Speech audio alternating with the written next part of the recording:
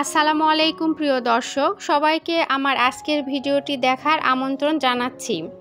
8 মাস থেকে 2 বছর বয়সী বাচ্চাদের জন্য পুষ্টিকর, স্বাস্থ্যকর ও মেধা বিকাশকারী 3টি খাবারের রেসিপি নিয়ে হাজির হলাম। এই খাবারগুলো থেকে বাচ্চারা পর্যাপ্ত পরিমাণে পুষ্টি পেয়ে যাবে, তাই এটি একটি বাড়ন্ত শিশুর জন্য বেড়ে ওঠার ক্ষেত্রে খুবই দরকার।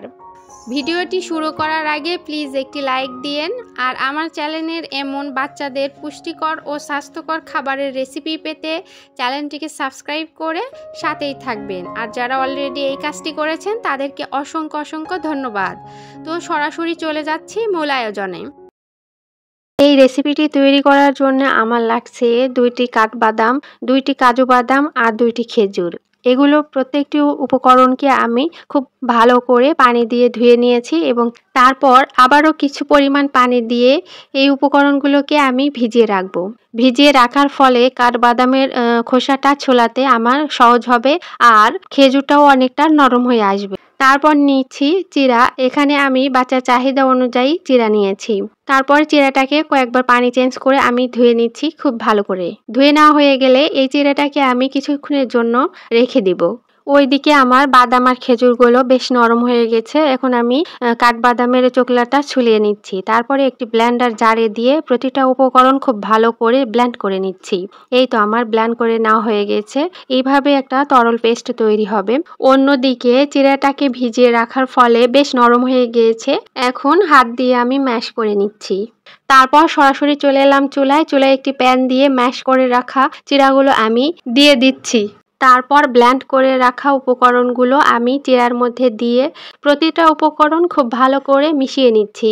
মিশিয়ে নেওয়ার পর আমার মনে হচ্ছে উপকরণগুলো একটু ঘন হয়ে আসছে, তার জন্য আমি এর মধ্যে সামান্য পরিমাণ পানি দিয়ে দিলাম। তারপরে নেড়ে চেড়ে খুব ভালো করে জাল করে রান্না করে নিচ্ছি। খাবারটির মধ্যে আছে বাদাম, খেজুর, যা প্রতিটি উপাদানই খুব স্বাস্থ্যসম্মত। বাচ্চাদের ব্রেনের বিকাশ এবং স্বাস্থ্যের জন্য বাদাম খুবই উপকারী। এতে রয়েছে প্রচুর পরিমাণে vitamin, calcium, protein, amino acid, potassium এবং ওমেগা 3 ফ্যাটি অ্যাসিড সহ আরও কত কি যে আছে, যা নানানভাবে শরীরের রোগ প্রতিরোধ ক্ষমতা বৃদ্ধি করে শরীরকে সুস্থ রাখতে সহায়তা করে। খেজুরও কোনো দিক দিয়ে পিছিয়ে নেই। খেজুরও অত্যন্ত পুষ্টি সম্পন্ন একটি ফল, যা বাচ্চাদের তাৎক্ষণিক শক্তি যোগায়।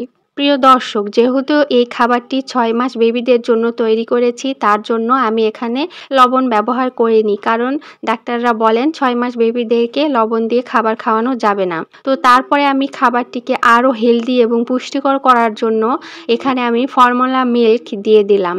ফর্মুলা মিল্ক দেওয়ার ফলে খাবারটি আরও হেলদি এবং টেস্টি হয়ে গেল, আর ন্যাচারালিভাবে মিষ্টিও হলো, কারণ এর মধ্যে ফর্মুলা মিল্ক আর খেজুর দেওয়া আছে, যার কারণে বাচ্চারা খেতেও খুব পছন্দ করবে। এই খাবারটি বাচ্চাদের জন্য খুবই সহজপাচ্য একটি খাবার, যা আপনার বাচ্চাকে আপনি নিশ্চিন্তে দিতে পারেন। এখানে আমি একটা নুডলসের প্যাকেট নিয়েছি। এটা ম্যাগি নুডলস। আপনারা বাচ্চাদেরকে যে নুডলস খাওয়ান সেটাই নিয়ে নেবেন। তারপর এই নুডলসের প্যাকেটের ভিতরে থাকা অবস্থায় এই নুডলসগুলো আমি একটু ভেঙে নিব। ঠিক এইভাবে ভেঙে নেওয়ার ফলে বাচ্চাদের খেতে সুবিধা হবে। এরপর বাচ্চা যতটুকু পরিমাণ খাবে ঠিক ততটুকু পরিমাণ আমি বাটিতে ঢেলে নিলাম। নুডলসের ভিতরে যে মশলা আছে সেটা আপনি চাইলে দিতেও পারেন, আবার নাও দিতে পারেন, তবে একদম ছোট বাচ্চাদের খাবারে এগুলো মশলা না দেওয়াই ভালো। তারপর নিয়েছি গাজরটাকে আমি এইভাবে গ্রেট করে নিয়েছি। তারপর নিয়েছি একটি মুরগির ডিমটাকে আমি ভালো করে ফেটিয়ে নিচ্ছি। ফেটিয়ে নেওয়া হয়ে গেলে আমি সরাসরি চলে যাব চুলায় একটি প্যান দিয়ে পর্যাপ্ত পরিমাণে গরম পানি করে নিয়েছি। তারপর ভেঙে রাখা নুডলসগুলো এর মধ্যে দিয়ে দিলাম। এখন এই নুডলসগুলোকে আমি 2 মিনিটের মতো সিদ্ধ করে নিব। নুডলসগুলোকে সিদ্ধ করার পর পরিষ্কার পানি দিয়ে ধুয়ে নেওয়া কিন্তু অত্যন্ত জরুরি, কারণ এগুলো প্যাকেটজাত করার কারণে এর ভিতরে অনেক কেমিক্যাল বা প্রিজারভেটিভ ব্যবহার করা হয়, যা বাচ্চাদের জন্য ক্ষতিকর। তাই নুডলসটাকে ভালো করে ধুয়ে নিতে হবে। এরপর চলে এলাম চুলায় একটি প্যান দিয়ে প্যানের মধ্যে পর্যাপ্ত পরিমাণ তেল দিয়ে এর মধ্যে গ্রেট করে রাখা গাজরগুলো দিয়ে দিলাম। এখানে আপনারা চাইলে বাটার অথবা ঘিও দিতে পারেন, তাতে পুষ্টিগুণ আরও বেড়ে যাবে। তবে যাই হোক, আমি গাজরগুলোকে খুব ভালো করে ভেজে নিচ্ছি যতক্ষণ পর্যন্ত এর ভিতরের কাঁচা গন্ধটা না যাচ্ছে। এই তো দেখেন আমার ভালো করে ভেজে নেওয়া হয়ে গেছে। আমি এখন এই পর্যায়ে সিদ্ধ করে রাখা নুডলসগুলো দিয়ে দিলাম, দিয়ে একটু ভেজে তারপরে পর্যাপ্ত পরিমাণ পানি দিয়ে ঢাকনা দিয়ে ঢেকে সিদ্ধ হওয়া পর্যন্ত বা খাবারটি তৈরি হওয়া পর্যন্ত অপেক্ষা করব।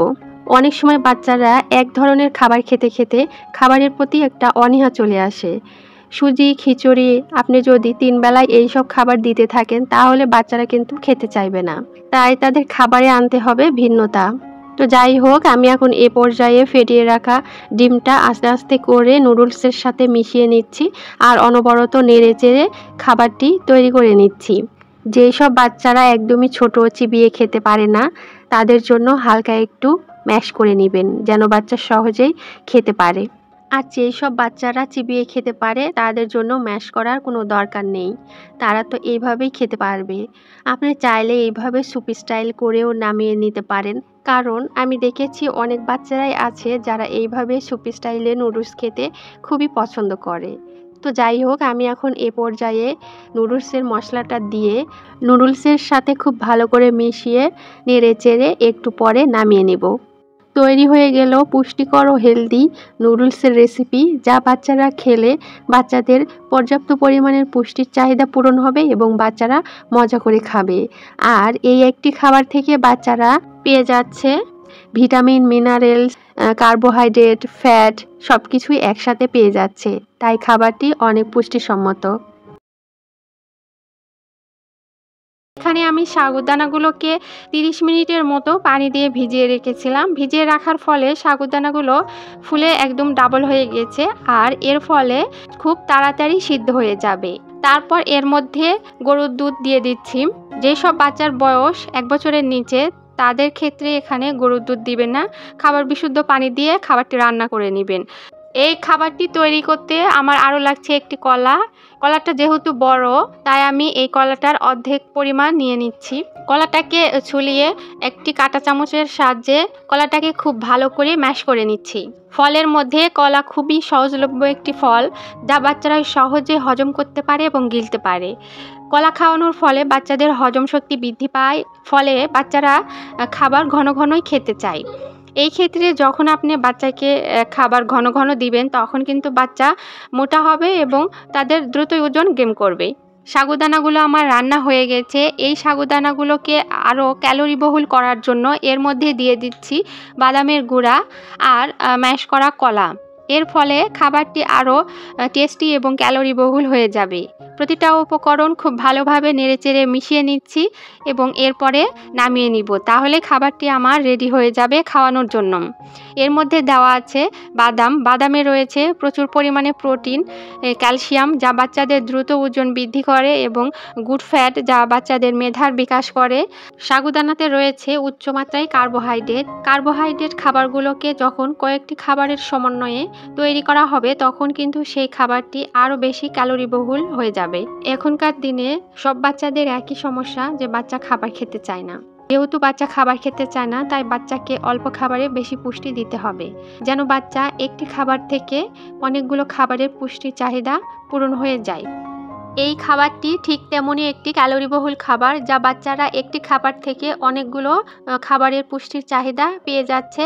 বাচ্চাদের এমন সহজ ও পুষ্টিকর খাবারের রেসিপি পেতে আমার চ্যানেলটিকে সাবস্ক্রাইব করে সাথেই থাকবেন। আর যারা অলরেডি এই কাজটি করেছেন তাদেরকে অসংখ্য ধন্যবাদ। আজ এ পর্যন্তই। সবাই ভালো থাকবেন, সুস্থ থাকবেন। আল্লাহ হাফেজ।